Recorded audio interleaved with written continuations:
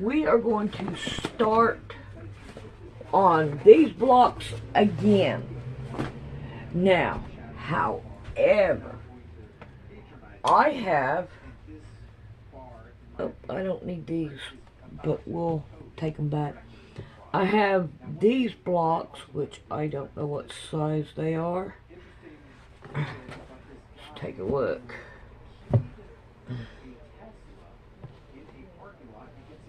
They're 5.5. We're going to try them. And then I have some half squares here. I doubt that will work on that. And then I have these, which are 3.5. And then I have some 2. And these are going to make really, really small. But I think what we're going to do is try it out and see what happens.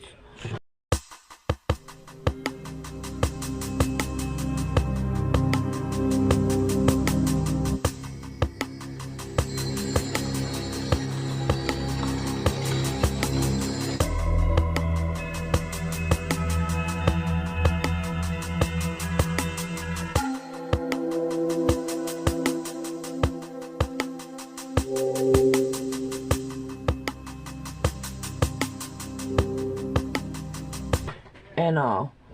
So, but these right here I think are the ones that I want to go with when we do it. So, now, stick these back here. What are you doing, girl? My pan's going off. Alright. So, I'm going to stick this one up here. Where? I need to go get me some magnets and put it right here. Oh, it takes away my light. Alright. Let's see if we can do this right here.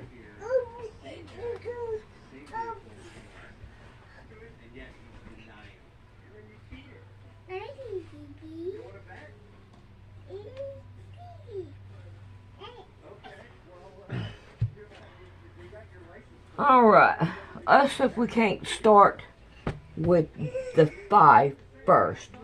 So here's this one. We're going to put in the middle. Where's my...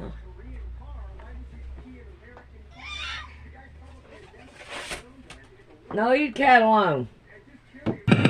Paraphrasing Dante, or it also refers to a rule of the time of Jubilee, which was changed in the Middle Ages from what it was in the biblical year of Jubilee, and it goes with the Middle Ages concept, not the ancient concept.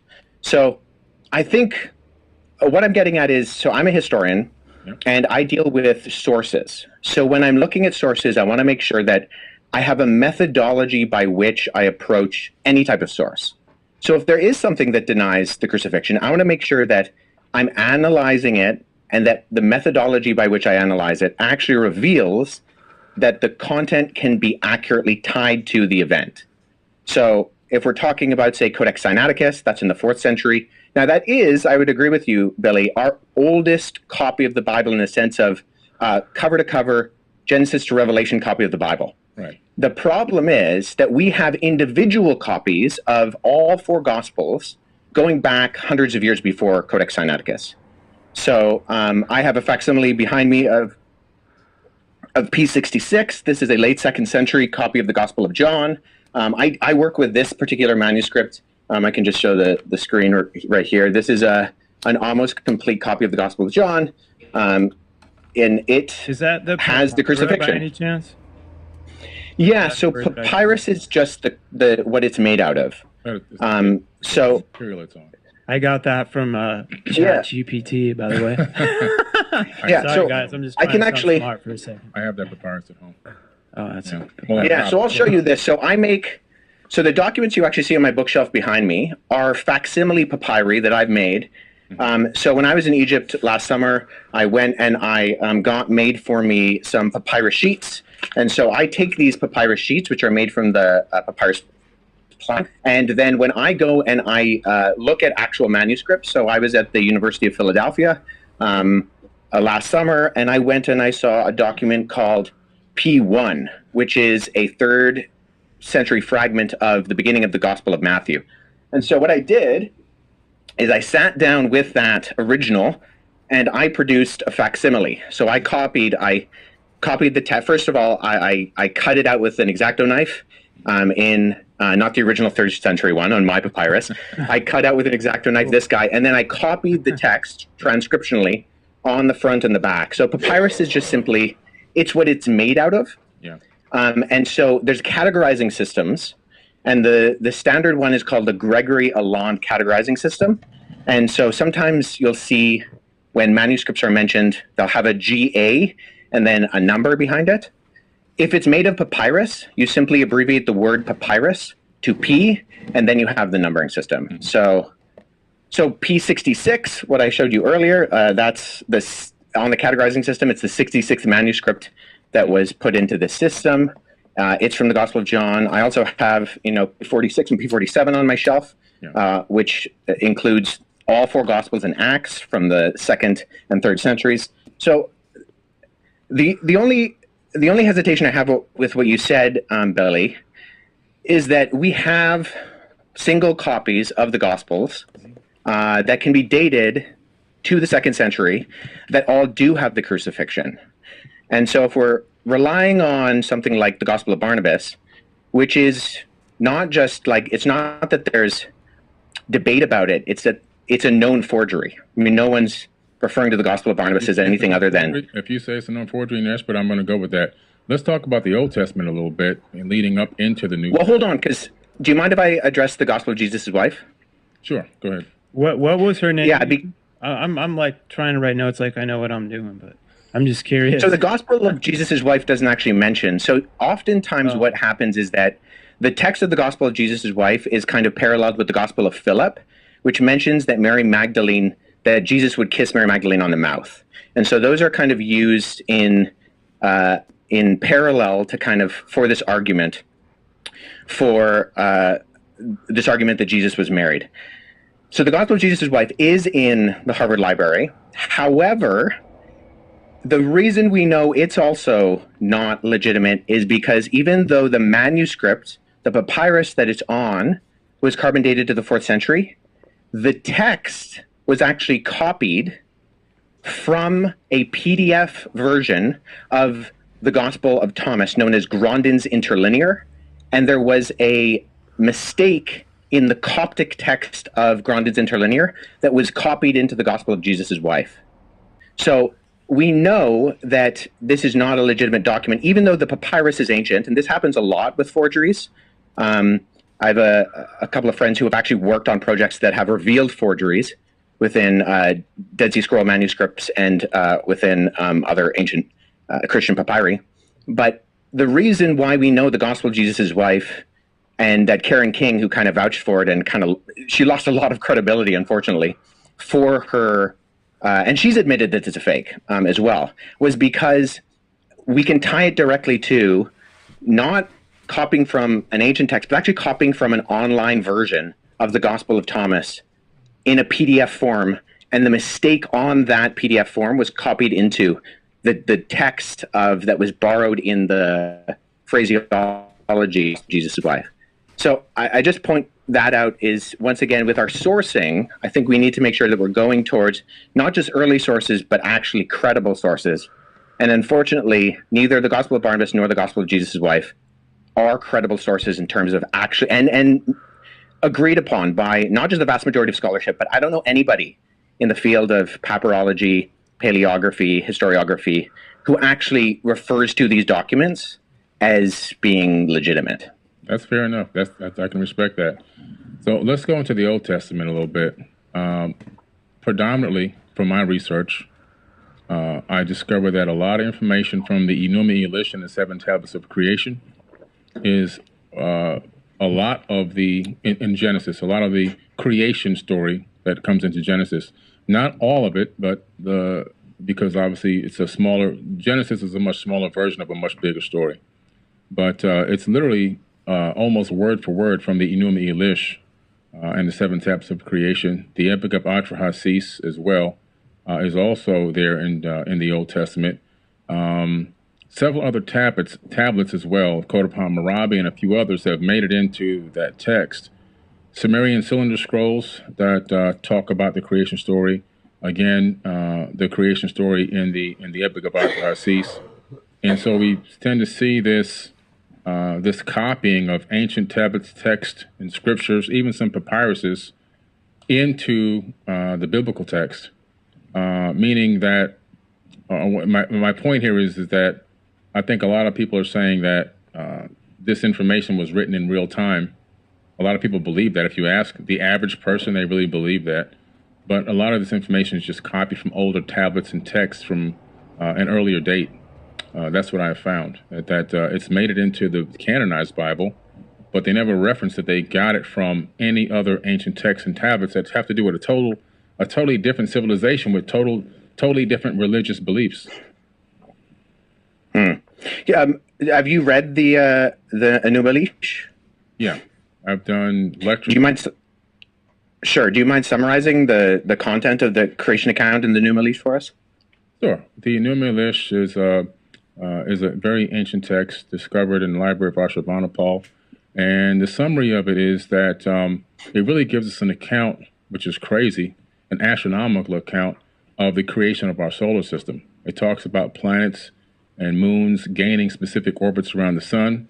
It talks about a huge planet named Tiamat, 46 times larger than Earth. Earth didn't exist at the time that this, according to the author of this text, which is pretty interesting. And then there talks about a nemesis of sorts. In the original version, it's called Nibiru, but in a more recent version, still thousands of years old, the name was changed to Marduk. Marduk is in the Jewish American Library, in the biblical text, in the Torah, and so forth. Very popular figure in ancient times in the religious books and texts. Marduk wanted to be the destroyer, so Marduk is the one that during its next orbit towards Tiamat, crashed into Tiamat and destroyed Tiamat. A huge chunk of it swung away, recoalesced, taking the water, land, and organic material, which basically recoalesced as our planet here, Earth. And the rest of it broke up into pieces. Some of it turned into the asteroid belt. Other parts of it were thrown towards the sun, and some were thrown towards the inner Oort cloud, towards the outer edge of the solar system. This planet, or this moonlet that orbited supposedly a brown dwarf, basing on the description of it, gained a very strange orbit around our sun. And we have the scientific evidence now also to match with NASA's data, where we see that Saturn and I believe Neptune switch places.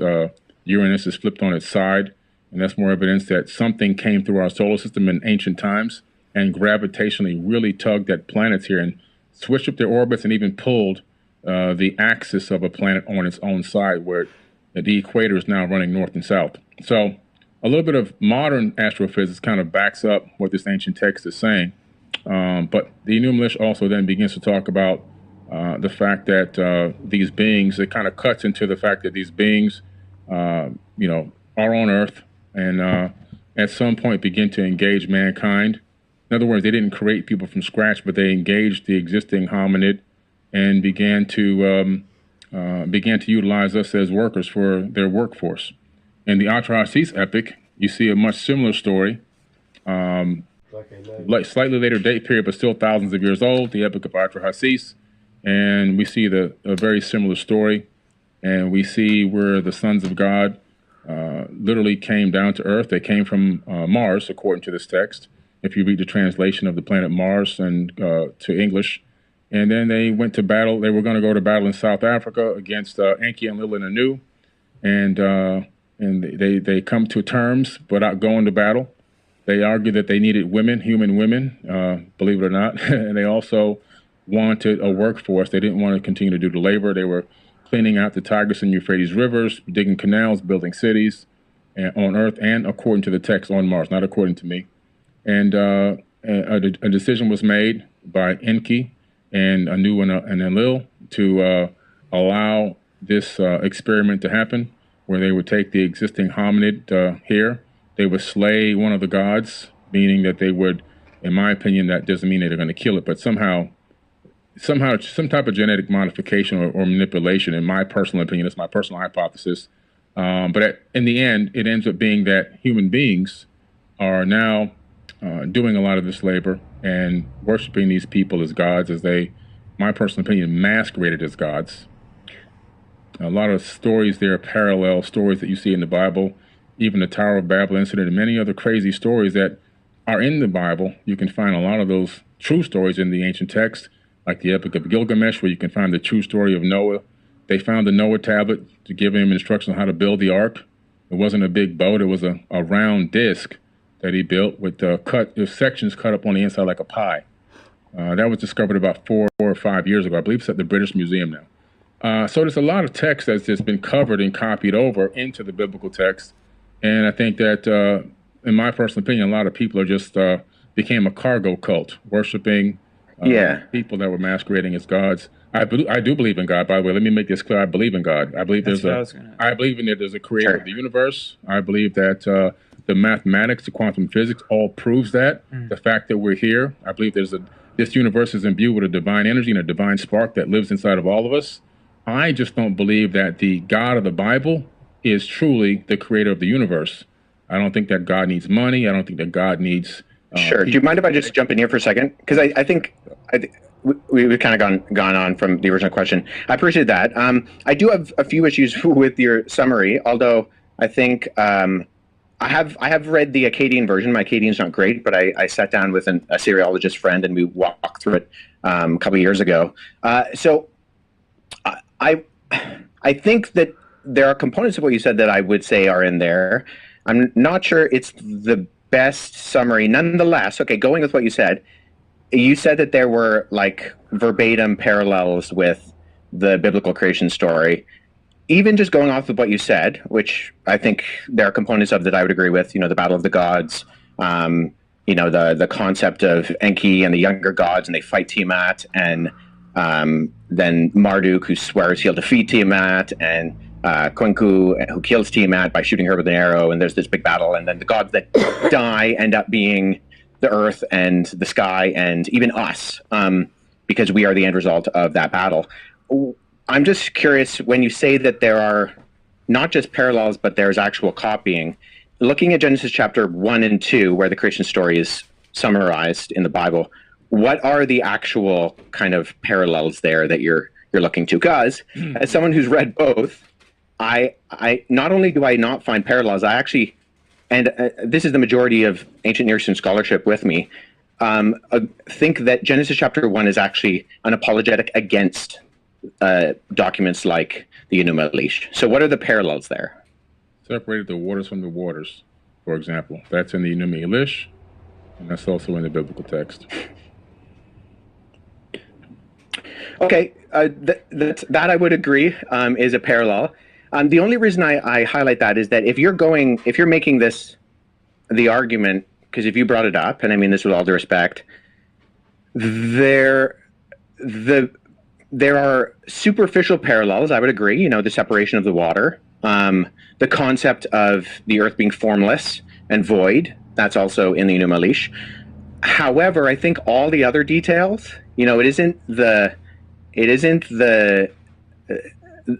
it's the details that make the difference.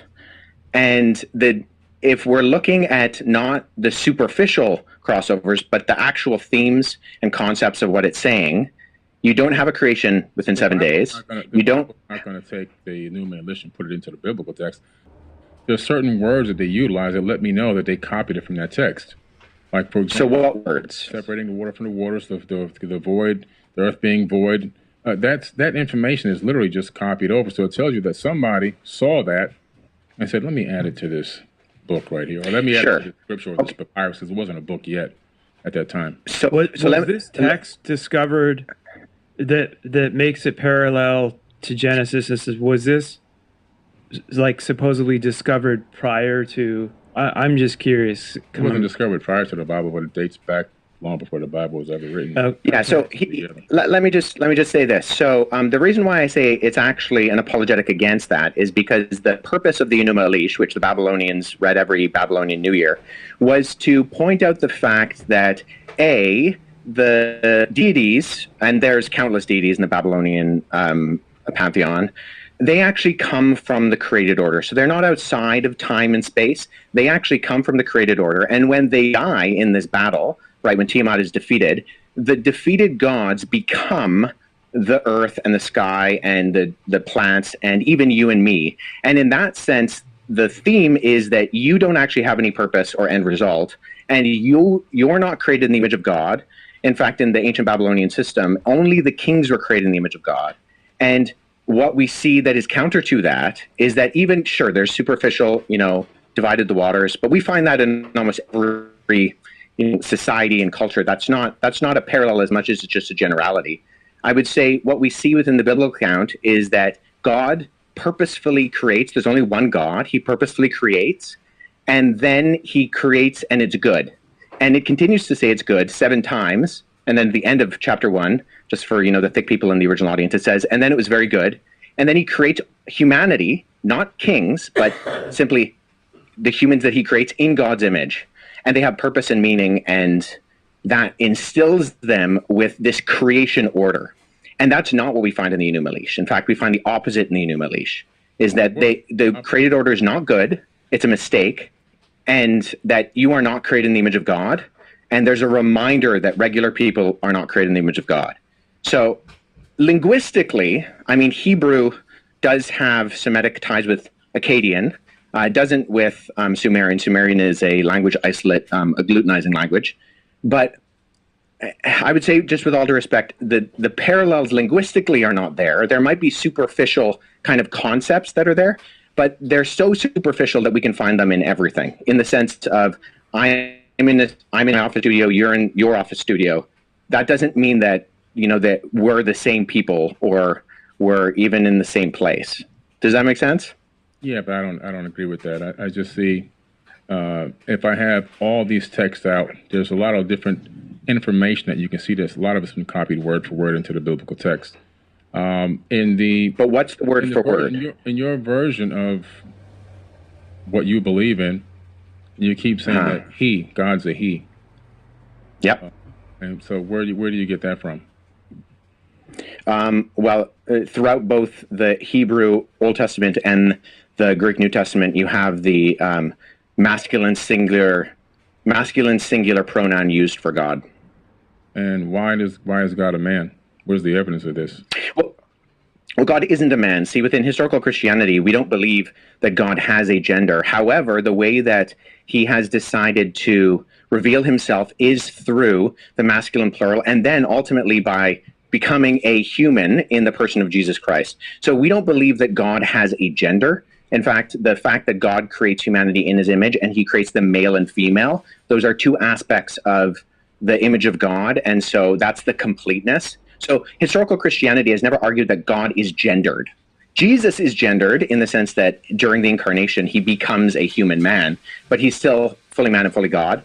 But God is spirit, and right, as the scripture says, we worship him in spirit and in truth. But nobody's arguing that. What's that? Sorry? That always blows my mind. God is the same all the time, right? He's always good. God is all the same all the time.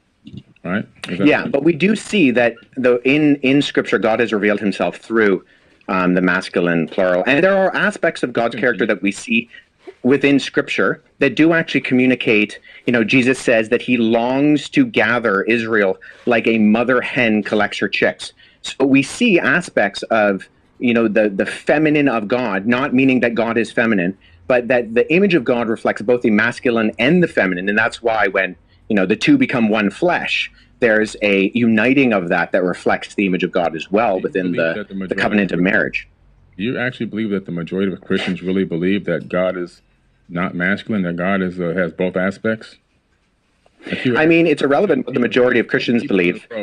How many would tell you, that God's not a man? They've never been taught this. Well, I was taught it growing up. I was taught it in when I was a child, when I went to seminary, when I went to Bible college. I was taught it in graduate school. I would say I would say a few things to that. I would say, in one sense, it's irrelevant what the majority of Christians believe, because what historical biblical Christianity articulates is what they should believe. You know, there are Christians who run around saying all sorts of things that are not in conformity to biblical, historical, Orthodox Christianity. Right. And they shouldn't believe that, because it's irrelevant. And so if one Christian believes something that is not in line with biblical Christianity, I mean, that's on them. So God is not gendered, but he does express through inspired scripture the masculine the masculine pronoun. That's pretty convenient. I mean, for an all-knowing, all-loving God to understand that human beings are going to take that and abuse it to put their boot on the neck of women for eons.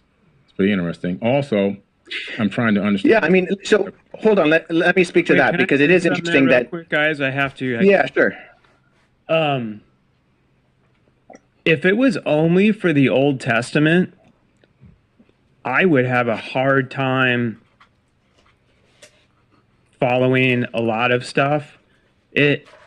For me, like we said, putting the boots on women and stuff, it was when Jesus came that when they were literally like, oh, if a woman, you can just accuse a female of having an affair and murder her, and that's like okay. That he was he just reminds me of anyone that basically challenged everything. And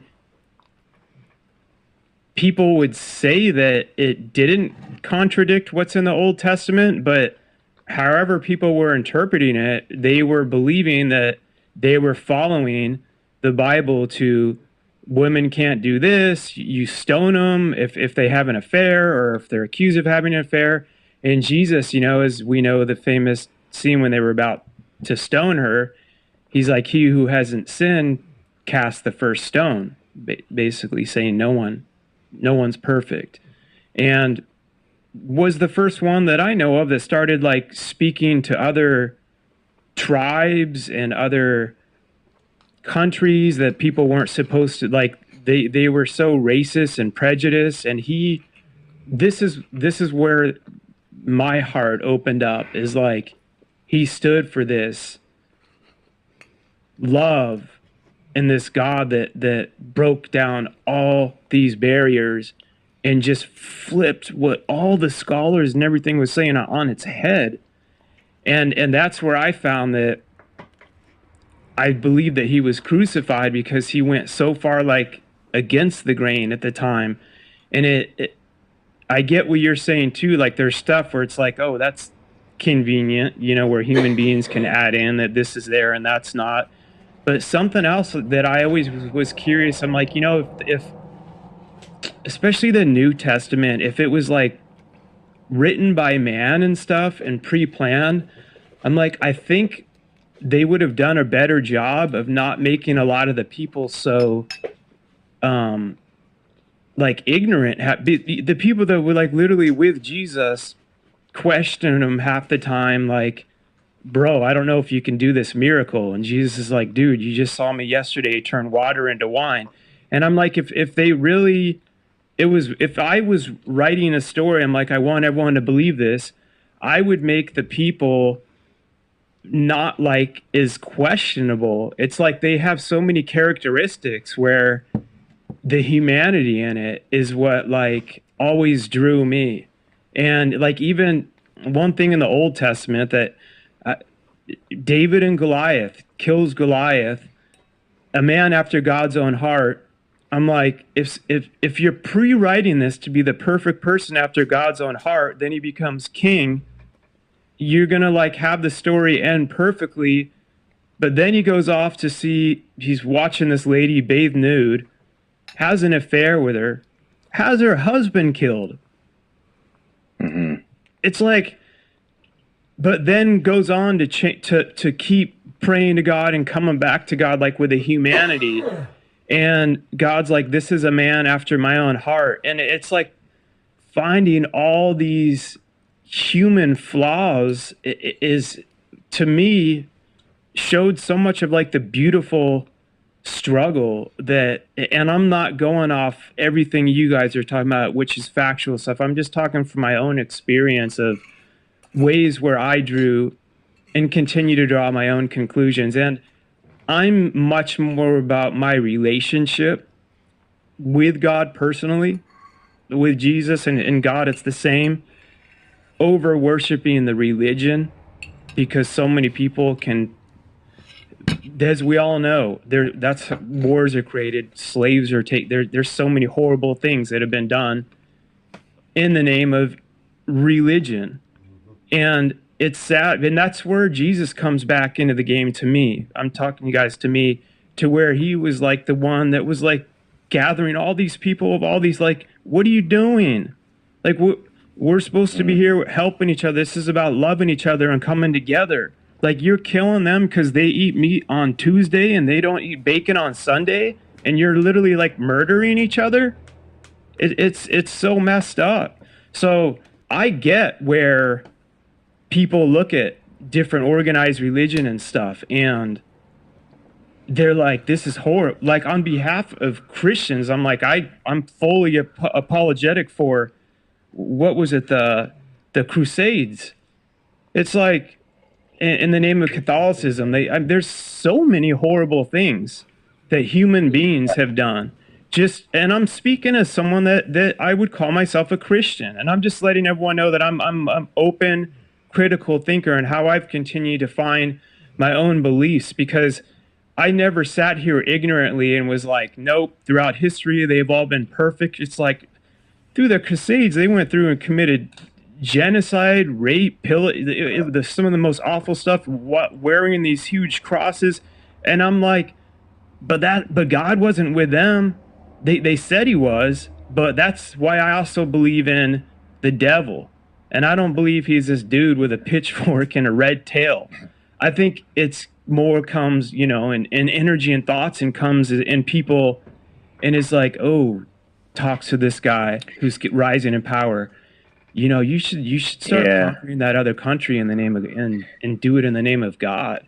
And then, that's the way I look at things. So anyway, go ahead. I had to just throw in. Yeah, I mean, there's a really great resource written by a friend of mine, John Dixon. It's a book called Bullies and Saints, where he goes through a lot of the instances of where obviously you're going to find abuses, and every human being is going to find a way to exploit whatever is presented to them. So in one sense, I think we can say, isn't it convenient that God used the masculine plural pronoun, the masculine pronoun, I keep saying plural, it's just a mistake, the masculine pronoun, and we can say, oh, sure, that's convenient, maybe, but it is how he has revealed himself to us.